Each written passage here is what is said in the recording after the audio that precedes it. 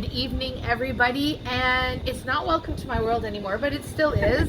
But Relocation with Nat, and I'm here with Madame Louise Walter. Thanks for being here with me today. Pleasure. Nice so, to be here. Louise and I met because she teaches and assists in Taekwondo, where our daughter goes three times a week. Mm-hmm. We actually lived here all summer, pretty much. 5 days a week we were here.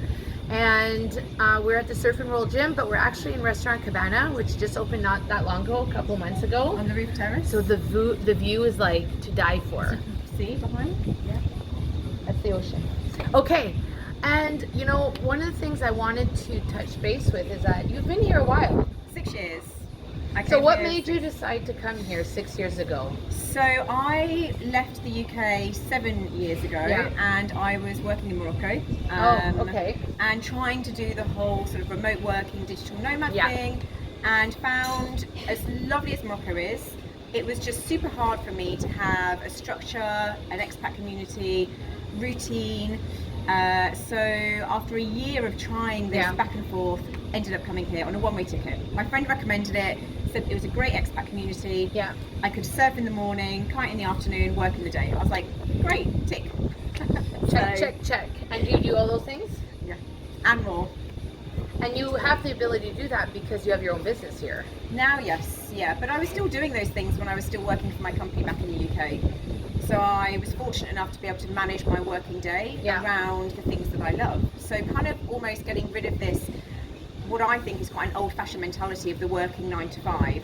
You know, where we're sort of stuck in this sort of consumerist sort of environment where we sort of, you know, work to live. And once you've been doing this, it's really the thought of going back to that 9 to 5 is just impossible to think of. I actually had somebody suggest it to me last week and said, oh, you know, there's a lack of teachers right now in Canada, and you could get a job right away. Yeah. And as much as that idea of like a steady paycheck and all that, the thought of having to go somewhere, a steady paycheck here, doing all the things that you love, and that's why I created a new business, a relocation business. Yeah. But also as a speaking coach, I get to still do what I love that way remotely, and I teach here. I happen to be teaching at one of the local schools, so I'm also getting the best of both worlds. Yeah.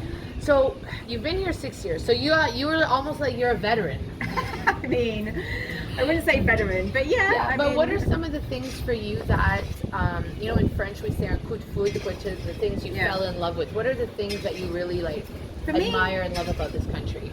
It was actually, the passion of the people. They're super friendly. The expat community here also, so diverse, so multicultural, always meeting interesting people and just adding value to my life. You know, every day is different. Yeah, I have so much freedom here. You know, I have freedom to do the activities, do the sports, but I still have my structure, and I'm still fortunate enough to have my solid corporate business that's outside of here. So it is ticking all the boxes. And we live in paradise, you know, the weather, the food, the music, you know, there's always something going on. The nightlife, which I'm not participating in, but the nightlife. I mean, neither am I. I mean, well, come on. I see the photos. No. I think the nightlife, I mean, I see what goes on, and I think, I mean, I remember traveling for so many years and going out at night, like at sea, and like the music and the drinks, and just like, it's such a different feeling than having to wrap yourself up in a big coat and what do you call rain boots? Wellingtons, yes. But there must be some things that, even though after 6 years, I call them the really moments. Really? Like, is that really happening right now? Do you have any of those, like... As in a good way? Like, as in a bad way. Like, in a bad way? Yeah, like things that you're... Like, I mean, family, you know, and friends, you know, for me that's the biggest one. I always battle with this, you know, on a daily basis, you know, because sometimes I feel like I'm missing out on my close friends and family that I've, you know, that are my world and I've grown up with. But then, you know, equally, I mean, we've just come out of COVID, so, you know, would I have seen all these people in these 2 years anyway? Exactly, probably not. But that's a decision that I make, you know, and I now have, you know, I have 2 lives, you know, I have friends and family here, you know, Absolutely. My friends here aren't my family now, so it's, you know, it's a trade-off, you know. And is there anything about the DR though that kind of like, I hate to use the word annoy, but you know that thing that you're like, ugh. I mean, I'm noise sensitive. Okay. So, you know, the big speakers, the music, The motos. Exactly. Yeah, the those motos, two. Yeah. And also the other thing I think is just the driving generally. You know, I mean, yeah. You have to be a confident I'm driver. like, the oh really moment, oh really, there's 4 people on a moto? Yes. Oh really, someone's overtaking me on a blind spot? These are the oh really moments. Yes, absolutely. So a lot of people are watching this video and they're thinking, you know, I want to do what Louise is doing. I want to do what Natalie's doing. They're doing it. What are some of the things they need to consider when they decide to relocate, do you think? Like, sounds like you did a little like we did.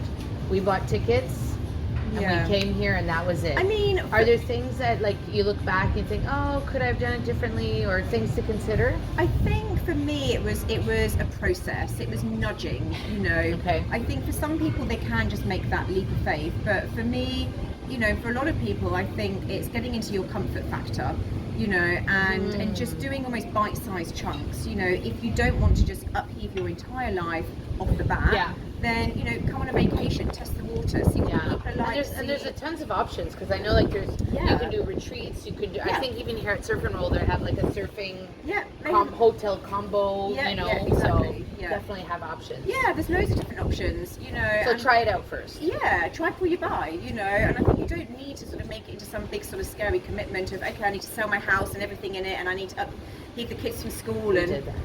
But that also works for us. Yeah, exactly. But I think part of what I'll recommend to clients is if you can come down and check it out, do that. Yeah. But if you're ready to like both feed in, then that's good too. Yeah. Absolutely. Exactly. Any other words of wisdom?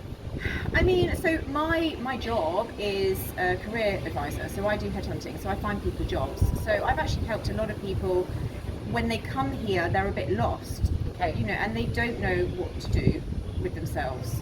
So is there, should we put your contact information in the description if anybody wants to contact you? Or they can contact me and then exactly. Yeah, I'm open to guiding people through, you know, and consulting with them.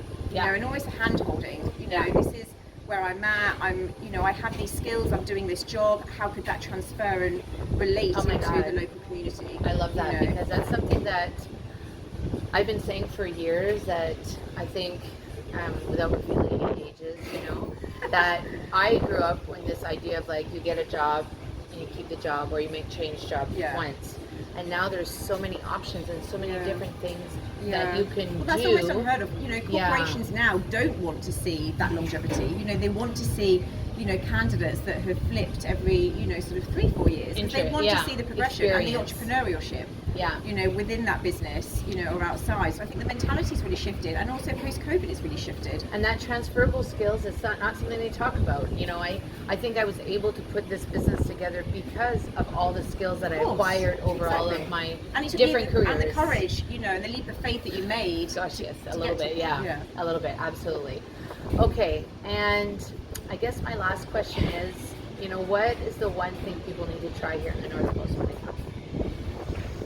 Wow, what a question. Oh, it's not loaded. It's just I know, but there's so many things. Yeah. I'm trying to think in what context, whether it's food, drinking, the music, activities. What's the one thing people should try? I guess if you're into water, probably water. I mean, I'm struggling because there's so many. It's so diverse. You know, there's so many things to do here. So if you are looking for ideas, we can find them for you. So you can drop it in the comments and we'll get them back to you. But if you are here and maybe you are looking for work, and you know, maybe Louise can guide you, reach out to me and I'll get her contact information for you. If you are thinking of relocating but you're not even sure where to start, let's have a conversation. Book a call through the Calendly link in the description. All it is 30 minutes. There is no commitment. It's just about finding out where you're at and where you want to be to get you here. Okay? Thank you so much for doing this with me. I really appreciate it. Whatever you choose to do today, have a great day and an incredible evening, and we'll see you in the next episode. Bye for now.